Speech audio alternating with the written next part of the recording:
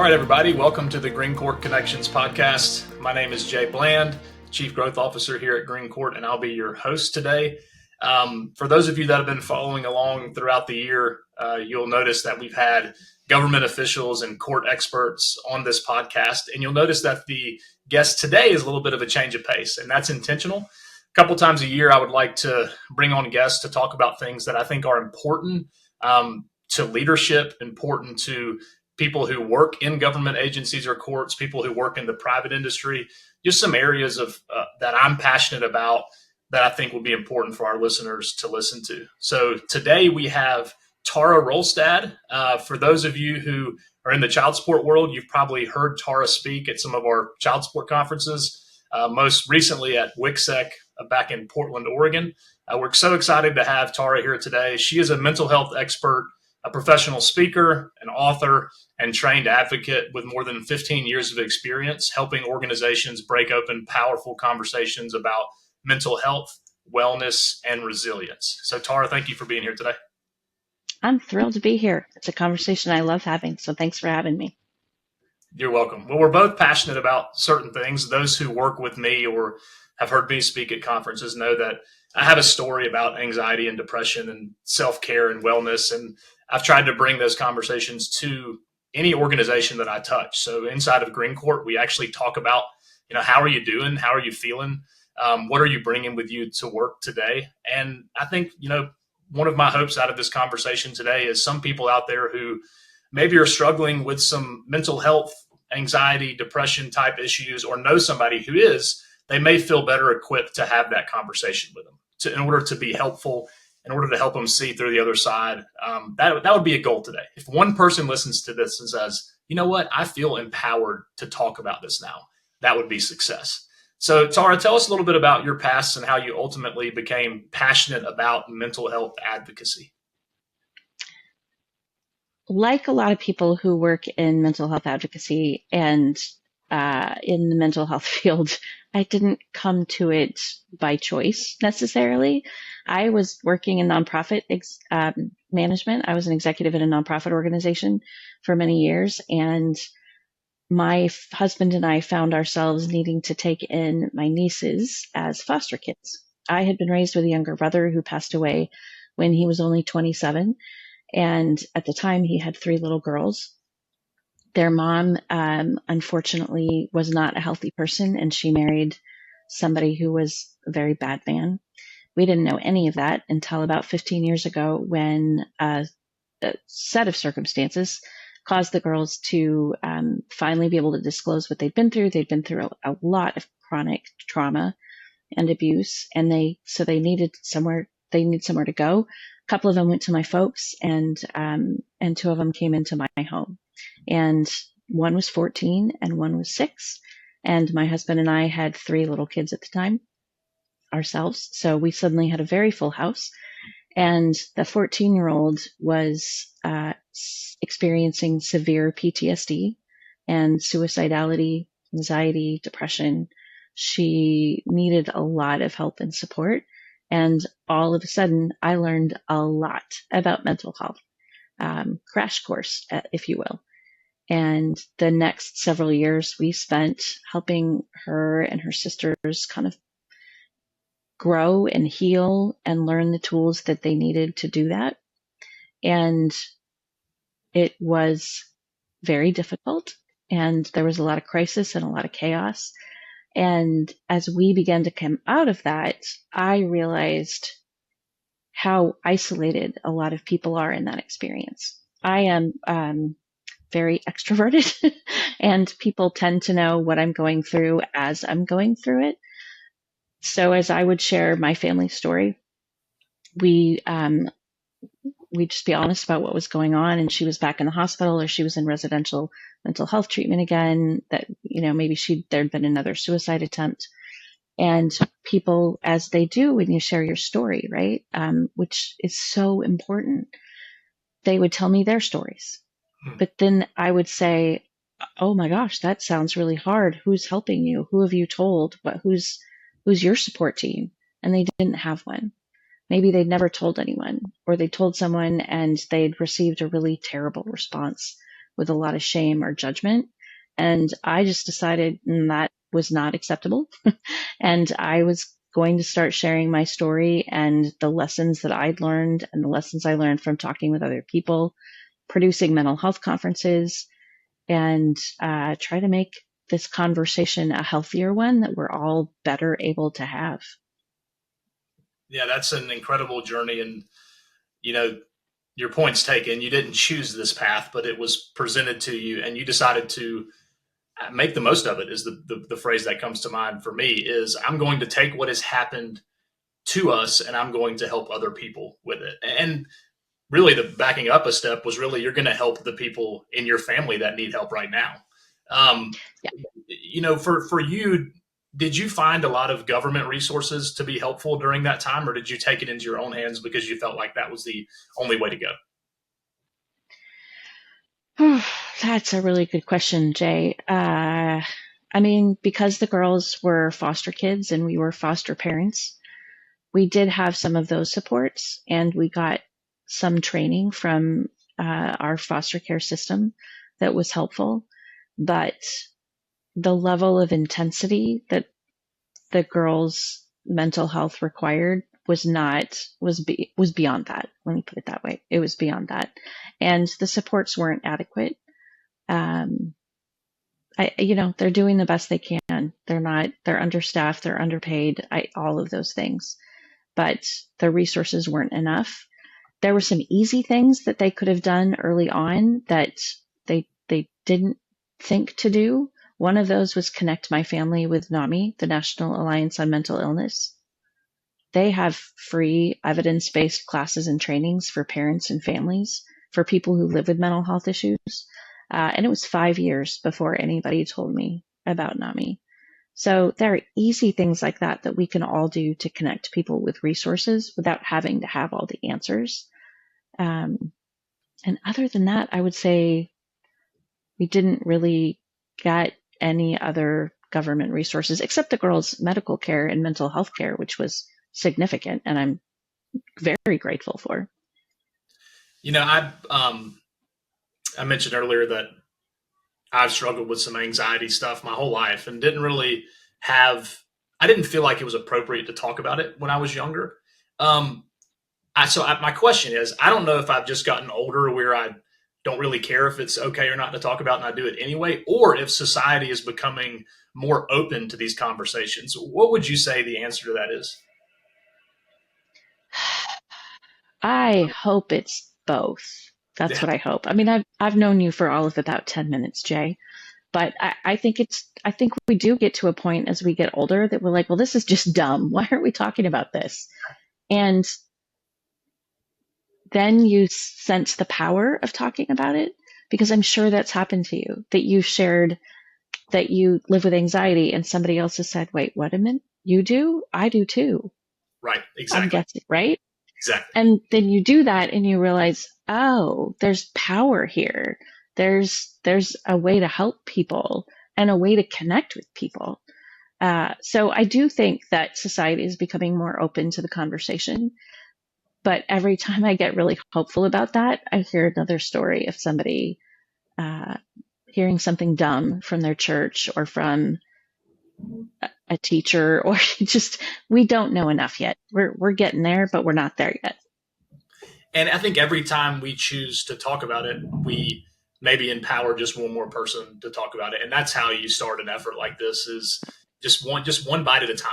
If we can just encourage people to talk about it, especially at work. I do want to bring this back to the workplace a little bit because there's so often a bunch of you out there listening. You probably go into work if you go into work anymore, and you ask somebody, "Hey, how you doing?" And they say, "Oh, I'm fine," and you keep walking, even though sometimes you know that person is not okay. So Yep. my question for you, Tara, is from a workplace standpoint. What's the appropriate way to dig in when you know someone's struggling? It starts with being human. It starts with being willing to just push a little bit harder, like you said. Somebody says, "Oh, I'm fine." Hey, are you really? Because you seem a little bit off. What's really going on? We can all do that. Um, and not for the purpose of just having people unload and vent and complain, right? That's not necessarily helpful, but for the purpose of them feeling seen and heard. I think sometimes we get really concerned. Well, what if I bring it up? And what if they have all these huge problems and I don't know what to do with these huge problems and I've got sales reports due, right? Like we get really worried about what if. And yet the amount of loyalty that we can get from our coworkers and our team members and our employees by just letting them know that we truly care at a human level, that they can be real with who they are at work, that they can share a little bit about what's going on at home and not face judgment for that. The benefit to the team from that in terms of loyalty, retention, productivity, if they can just take a deep breath and feel like, oh, okay, Jay knows what's going on and he seems okay with that. Back to work, right? Sometimes it's as simple as that. Sometimes it's not as simple as that. Sometimes you've got people who are really struggling, but having an honest conversation with them and then maybe finding out if there are resources you can help connect them to is going to wind up with way better results than just ignoring it and pretending it's not happening. Well said. There's this. I think it's an old. I could call it an old school mentality of everybody's got problems, but when you come to work, your job is to do your job and leave the other stuff at home. I really struggle with that. Like I show up to work myself, my complete self. Whatever I'm dealing with outside of work, whatever I dealt with that weekend, whatever's going on with my kids, whatever's going on in my marriage, I show up as that person. What would you say to that old school belief that you're supposed to separate personal from professional? Well, aside from the fact that I don't think it's a super kind approach, I will say it's just not possible. We all show up to work as our whole selves. We might try to hide it, but the energy that people spend trying to hide what's going on, trying to cover up for what they might be experiencing, trying to make sure nobody knows or nobody can tell, that energy could be energy we're all putting into good work.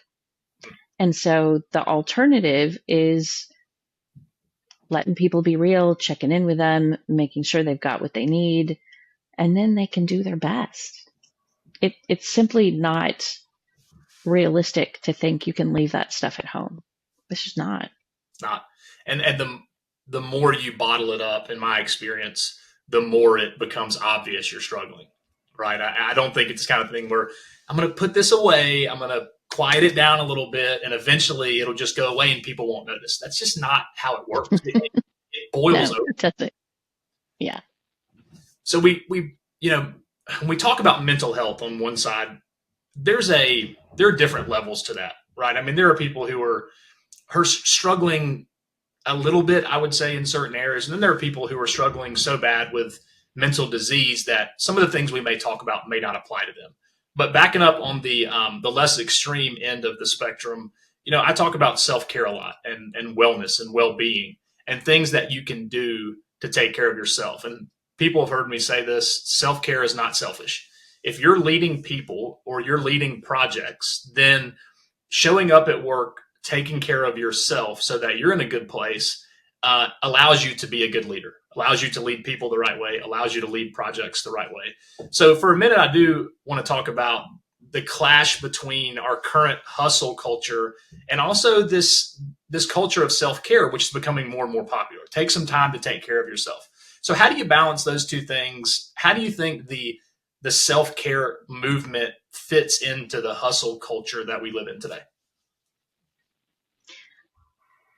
I think, and I'm saying this delicately, I think hustle culture is dangerous.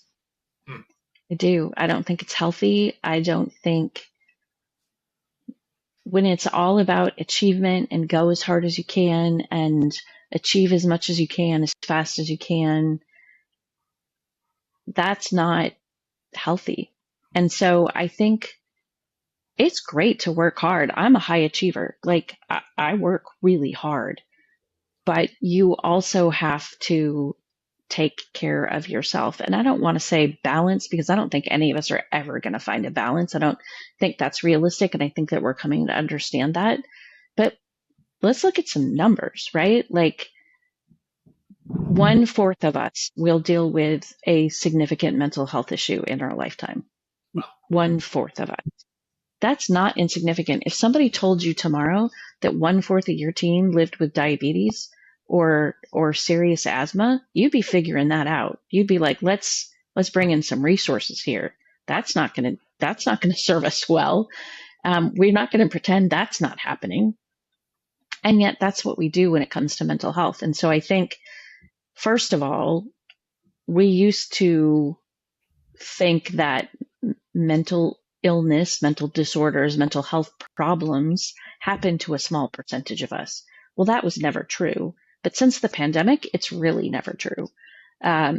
Studies since the pandemic have shown that between 1/3 and 1/2 of American adults are more stressed out or depressed or anxious than they have ever been before.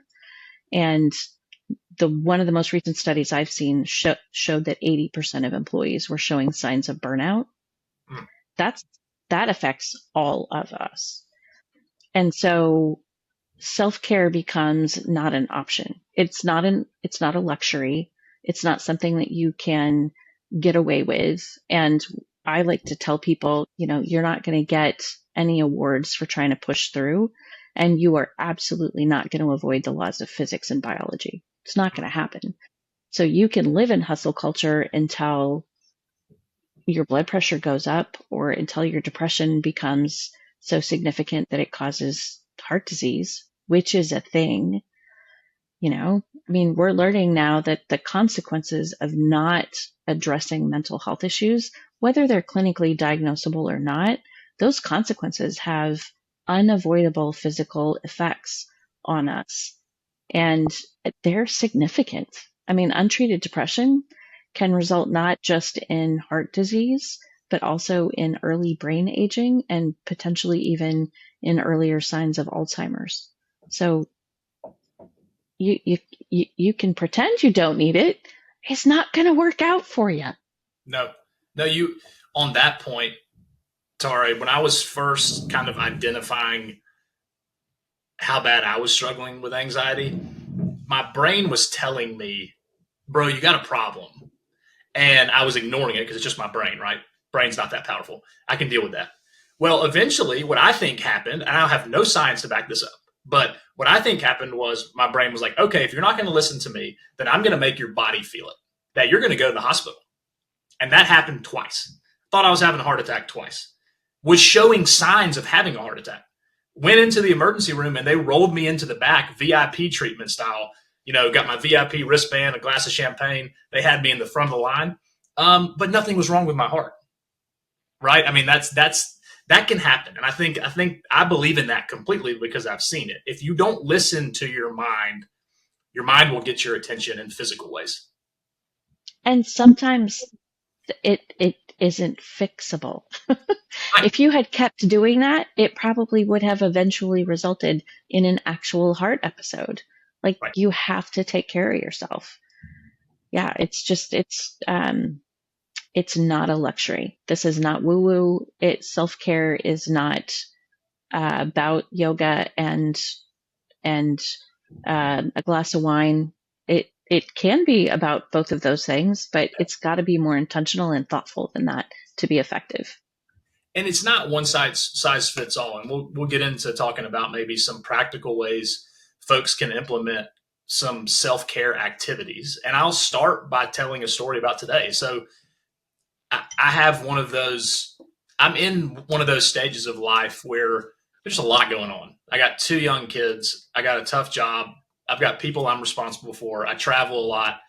Just life is a lot. So there's always a next thing, right? I look at my calendar and I'm like, okay, I got to do this, then I got to do that, then I got to do that.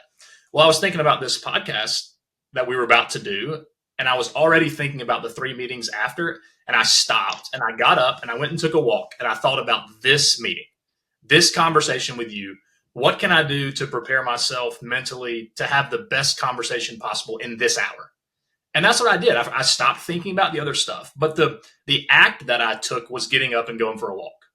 Sounds so simple, but the sunlight and the breeze and the being able to corral my thoughts, and get focused on one thing was really helpful for me. So that's a story. But I want to ask you, what are some practical self-care methods that folks can implement?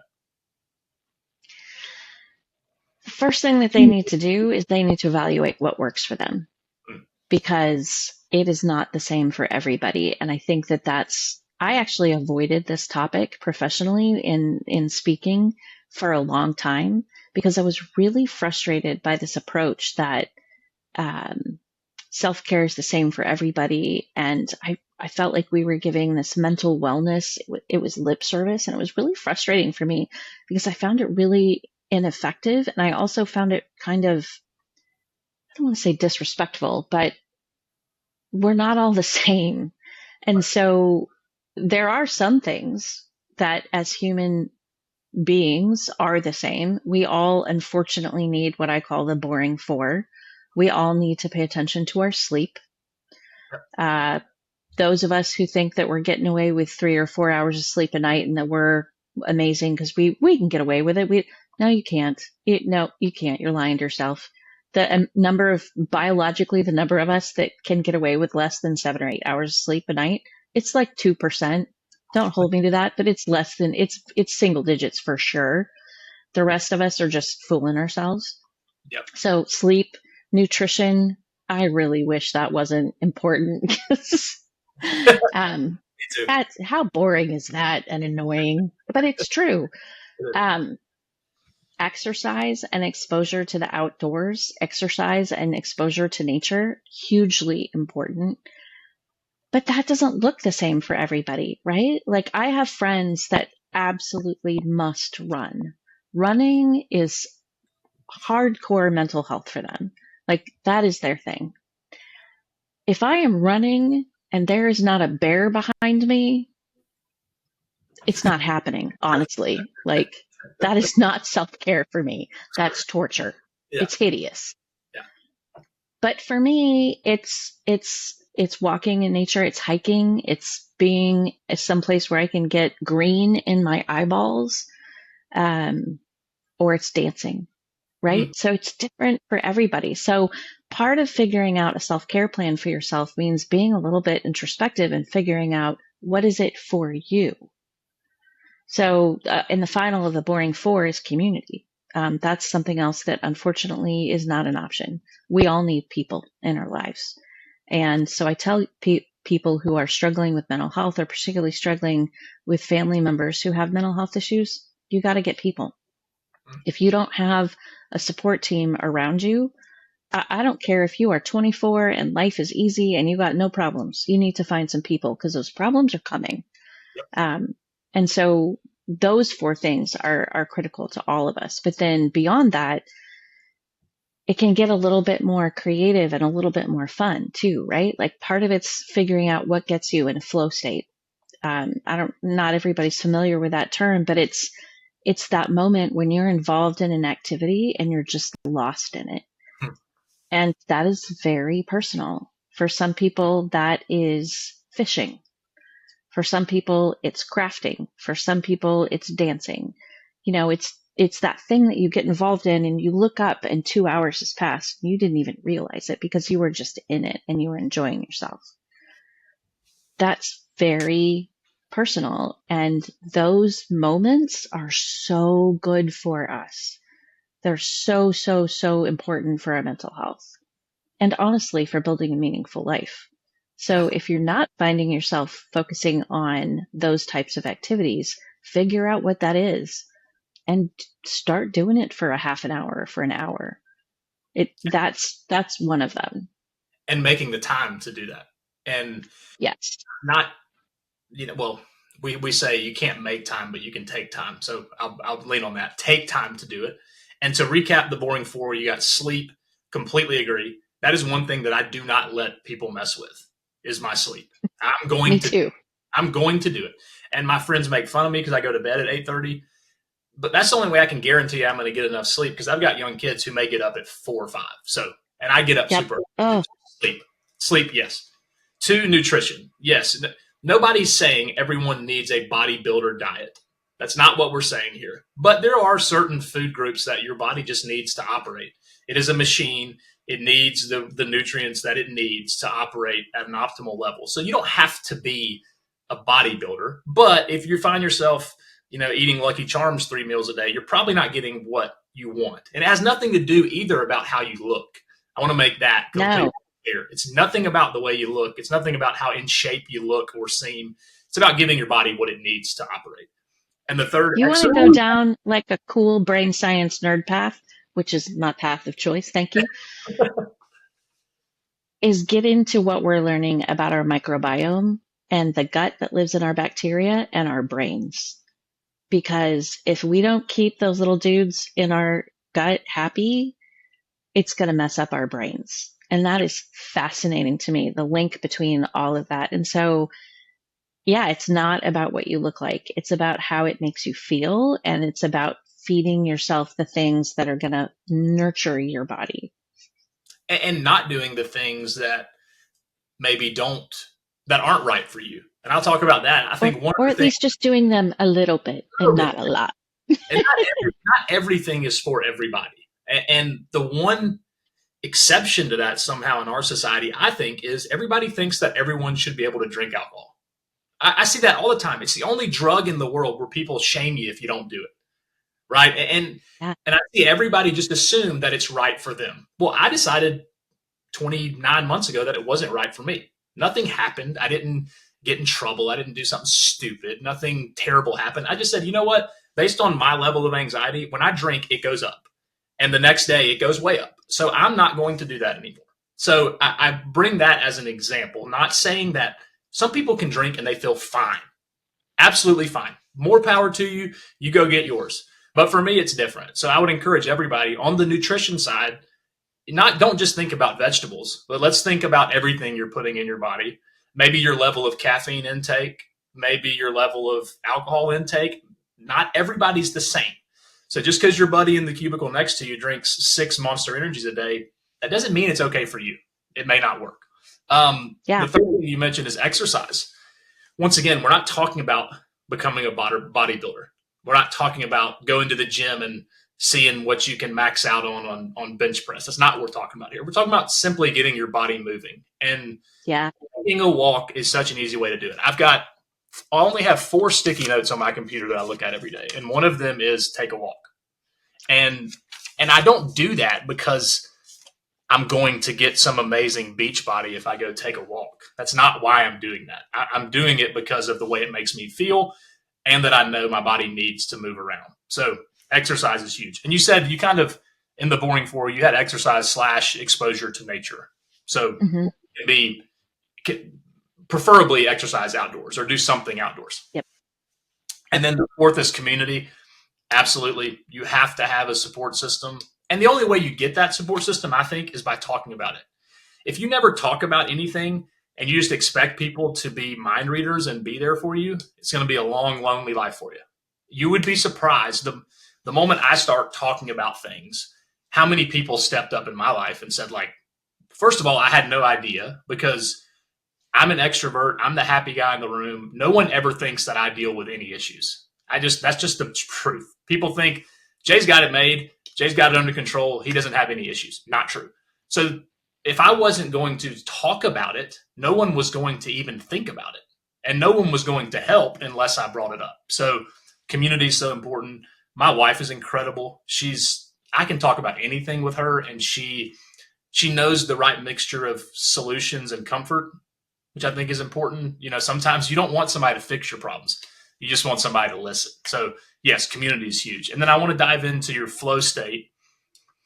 So important to find your flow state. One thing that I've noticed when I'm in a rut, and everybody goes through these, I don't believe people who say like, yeah, I'm good all the time. Like I'm right here. I don't get too high. I don't get too low. They must be just built differently than me because I definitely have peaks and valleys. And when I'm in a valley, I've learned that sometimes I've put my flow state into the wrong activities. So sometimes like my flow state has been golf. Well, I'm a competitive golfer. it's not fun all the time. It's competitive. And, over the last few months, I've realized like, that's not being an escape. That's not an escape for me anymore. It's too competitive. There are too many things I'm chasing for it to be my flow state. So I'm having to reanalyze that. And I would love your thoughts on that. You got to be careful to not make your flow state something that is overly competitive. Unless for some reason being in that state of mind brings you peace and brings you joy. Now that seems kind of contradictory. So I don't know for how many people can legitimately say that, but I would agree. If it's not doing it for you, then you find something else. And in addition to focusing on the activities that help put you in a flow state, the other thing that I encourage people to do is to try something new. And so that's exactly what you're talking about. Try something new. Try a new activity.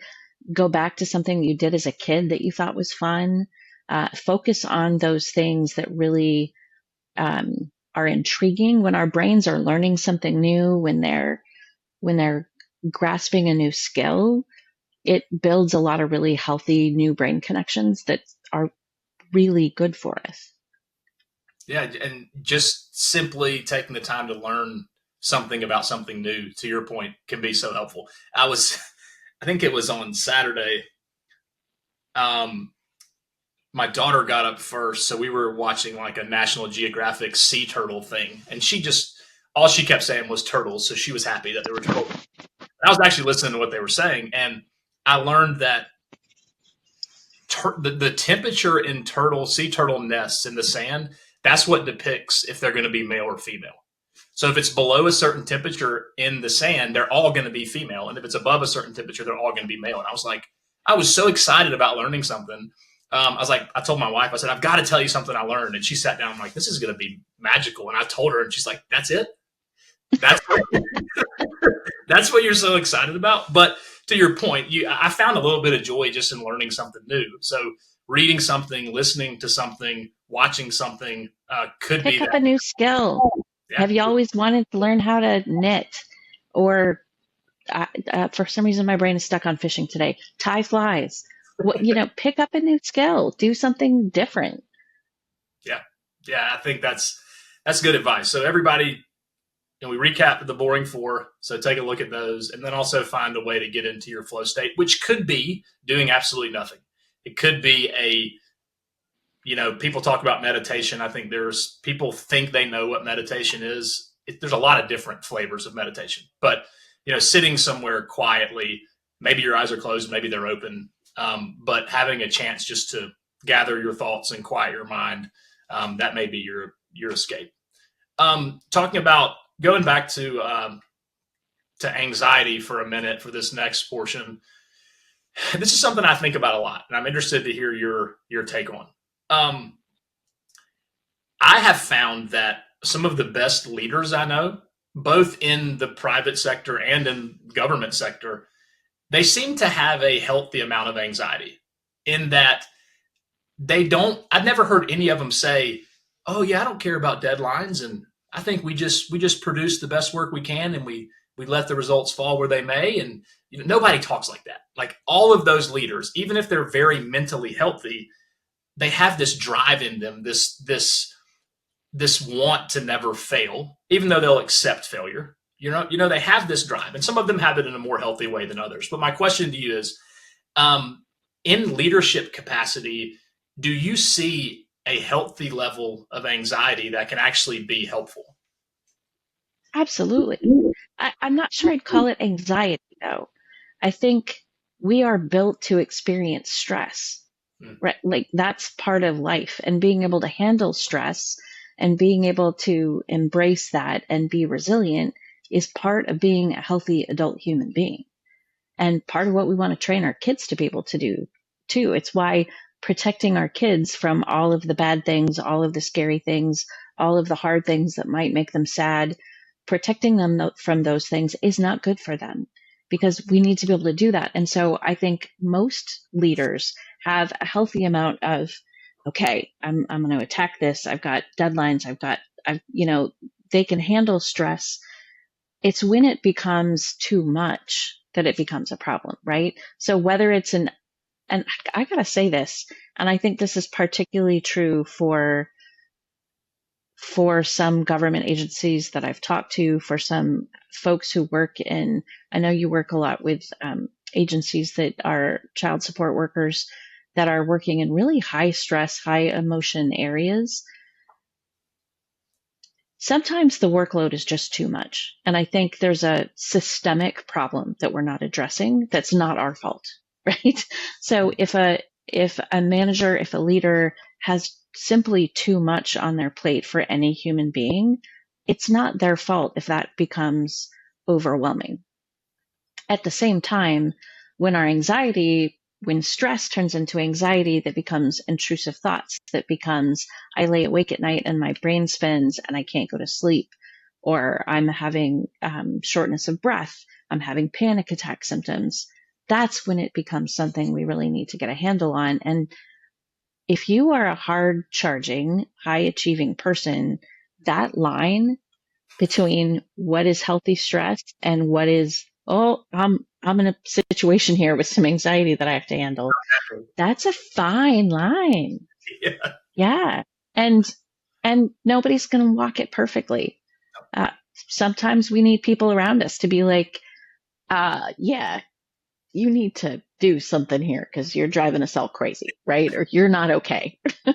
And so that's part of why we need support people in our lives to be able to tell us that when we fall off that line and we're like, no, everything's great. Everything's great. I just got 97 things to do before lunch and then I'm going to go do 19 more things and I got 14 meetings. I'm totally fine. No, Yeah. no, you're not. And the difference, I'm glad you talked about the difference between anxiety and stress, because there is a huge difference. I don't think everybody understands that. One of the best ways I've heard it put to me is anxiety usually is at the point where your fears are unrealistic. So, for example, you're in a 25th story office and you're scared that a shark's going to bite you. Well, shark can't get up there. Shark just can't get up there. Like my son was worried about alligators getting into his bed, and I thought it would be smart to explain to him that alligators don't have thumbs, so they can't open the door. He's like, "What? None of that matters to me. I'm still Such a dad answer. Such a dad answer. They got no thumbs. You're fine. But that's the difference, right? It's when it manifests into stuff that is unreasonable or unrealistic. Yes. And at that point, it becomes a biological response that we're no longer in control of. And it's doing the things that help us regain control over that biological response. And sometimes it's meditations. For some of us, that looks like prayer. For some of us, that looks like breathing exercises.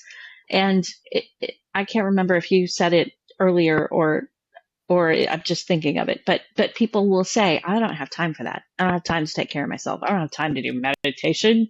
Okay, come on. We all have time to sit back in our chair, put our shoulders back, and take 3 deep breaths. Yep. And that will literally change the chemicals your brain is secreting, the hormones that are coursing through your body. So don't tell me you don't have time for that. I get it because I've been that person. When I had 4 kids at home under the age of 6 and a 14-year-old and a 15-year-old, I mean, when she was in and out of the hospital all the time, and we had group therapy once a week and we had individual therapy once a week, and I had to go to the pharmacy like what felt like 3 times a week. I didn't have time, but I can tell you that it would have been really great if somebody would have sat down and said, yes, you do. Yes, you do.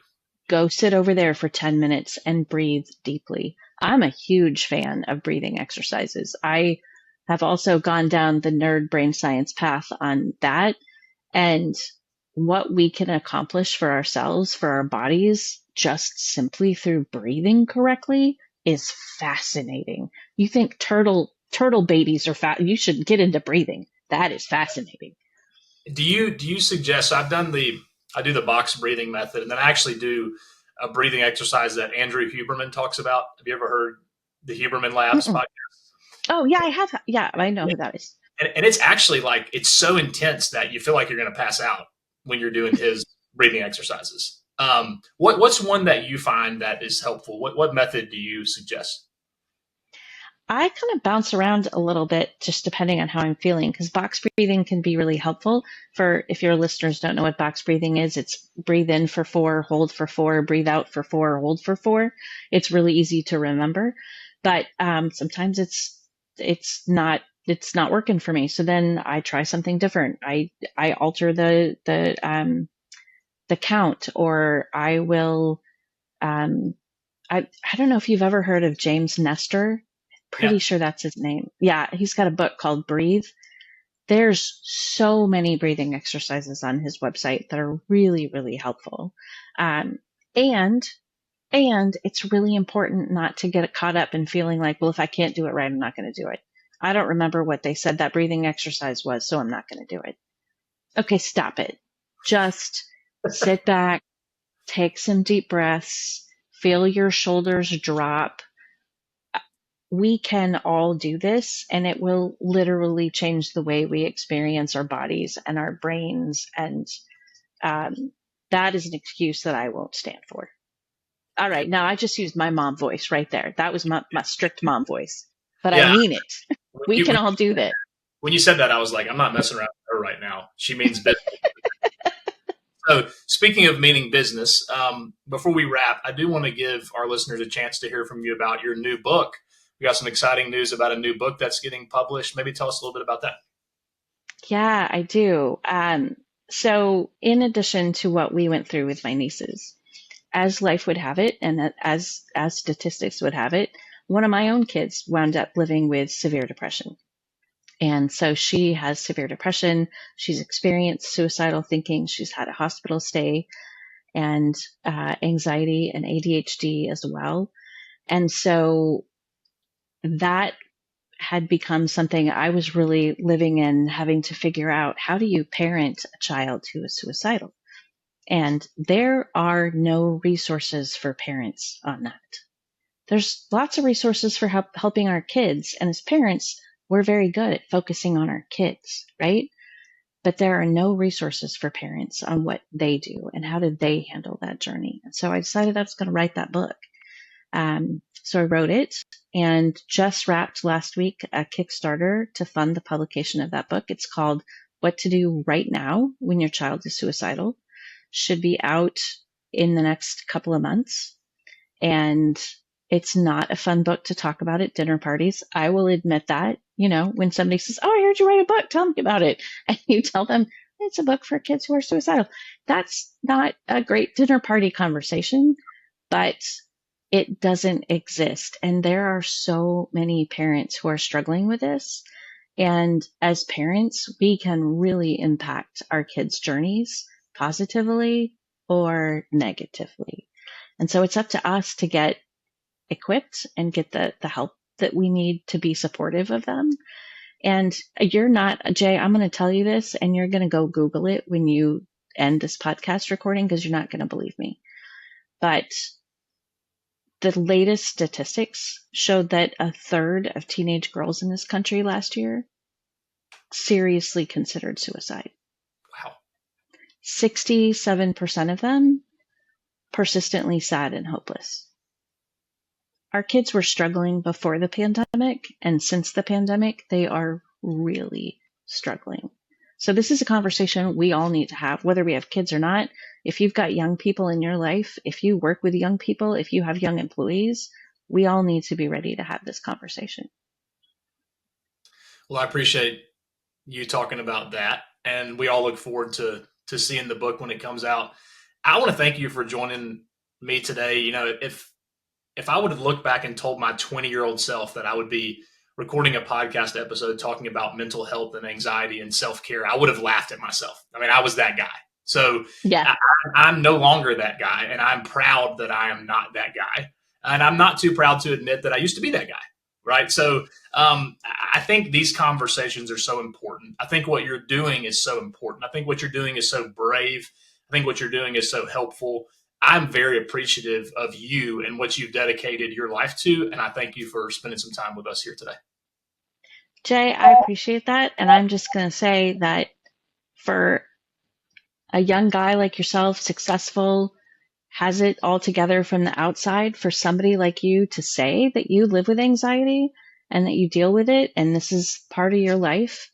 Every time you share that story, and I'm not sharing this just to make you feel good, Jay, although I want you to feel good about it, but also so that your listeners know, every time somebody shares their story, and particularly a person in leadership like yourself, it changes somebody else's life. You have no idea the ripple effect that will have. So thanks for what you do.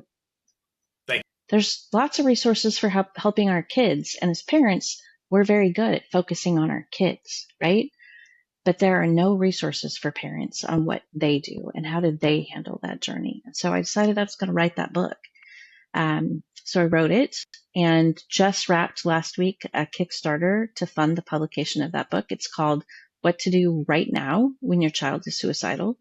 Should be out in the next couple of months.